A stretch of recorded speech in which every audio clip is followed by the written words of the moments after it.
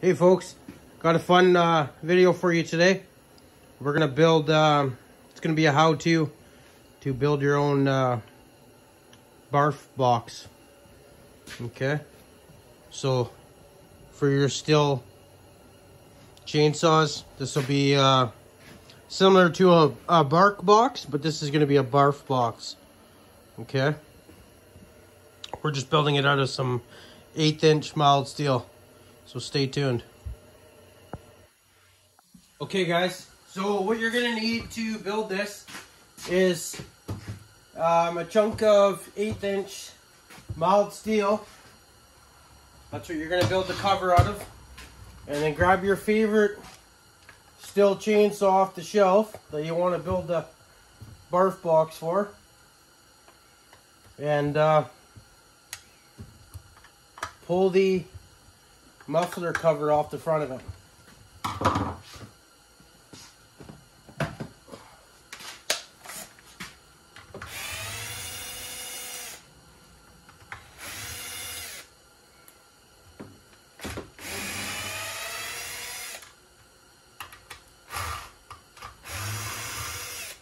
Okay, once you got the 4 screws out, pull the cover off. So you're gonna need this to trace out your template. Put your saw aside. Okay. So you're gonna take your factory OEM cover and trace it out on the plate. Once you get that traced out, then I'll show you guys how to trace out all the other pieces you're going to need to build it, okay? So I don't want to make this video 40 minutes long, so I'm just going to do a little bit of explaining, and then I'm going to do the cutting and the welding off camera, okay? Stay tuned. Okay guys, now that you have the basic shape of your muffler's faceplate cut out, you're going to take it to either your belt sander or your grinder and just clean up all the edges that are supposed to be rounded. You can see the line there. So I got the basic shape cut out. Now I'm just going to clean it up with my belt sander. Okay, so once you cut out your piece, take it over to your belt sander or, you know, grinder, whatever. Sand the edges, deburr everything, and it should fit like that. Just like the factory cover does. You know, slips inside. Okay? That's what it's gonna look like. Okay? Okay, so you got your cover. You made sure it's the same as your factory cover. And you made sure it also fits on the saw. You deburred all the edges, cleaned everything up. You know, make it look good. Now you're gonna mark out for your opening. Okay, so I have a rough couple marks here. So this is where the case is, and I don't want the hole below that because I don't want the heat blowing into the side of my case. And also put another mark right there because you have to leave enough room for your bolt, okay? So mark out your square. Obviously, the bigger you go, the louder it's gonna be. If you want it a little bit quieter, make the hole a little bit smaller. This is simple stuff, guys. I'm going to grab a straight edge.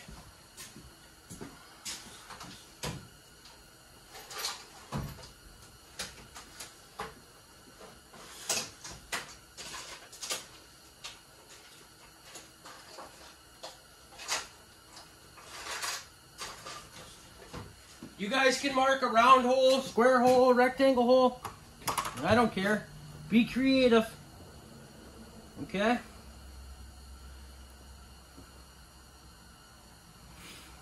I haven't decided exactly. I think I'm going to go with a rectangle.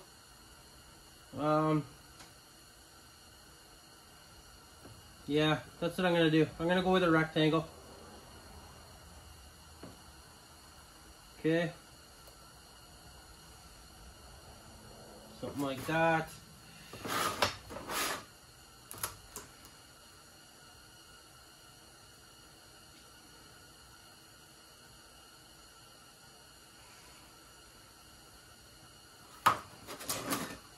Okay, that's what I'm going to go with. Then we're going to build our box to come up and cover that, okay? So, mark out what you want cut, how big of a hole, and then cut it out. Stay tuned. Okay, let's drill some holes.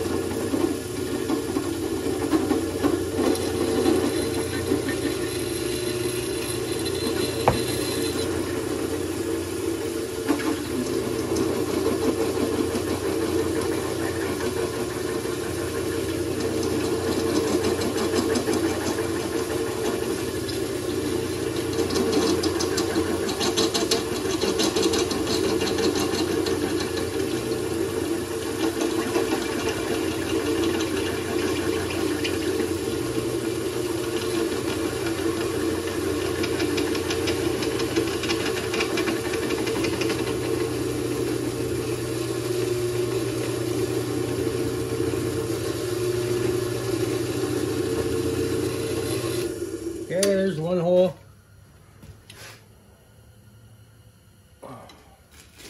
Loosen this clamp off. Move it over and I'll drill another hole.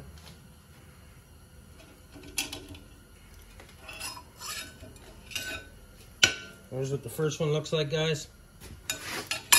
So what I'm gonna do, I changed my mind. I was going to put a rectangle, cut a rectangle in it. What I'm gonna do is I'm gonna just drill 2 holes. Okay, and then if I wanted to make it louder or whatever, then I can just hog those holes out, take the faceplate off, and come in from the backside with a die grinder and hog those out. But I feel like 2 of these holes will be plenty enough.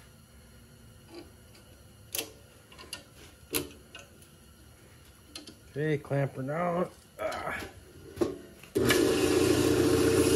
Some oil on her.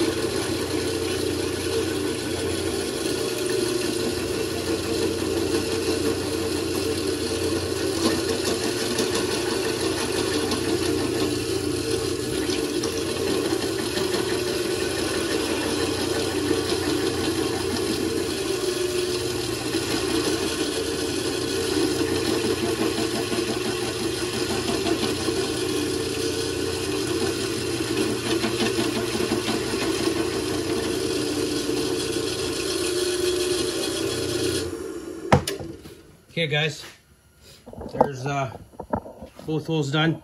Like I said, I'm trying to keep this video short, so I'm gonna stop this right here. I'm gonna clean all this up and I'll tune you guys back in. Okay, next step in the process, there's your faceplate, muffler faceplate. Like I said, I just went with the 2 holes, okay?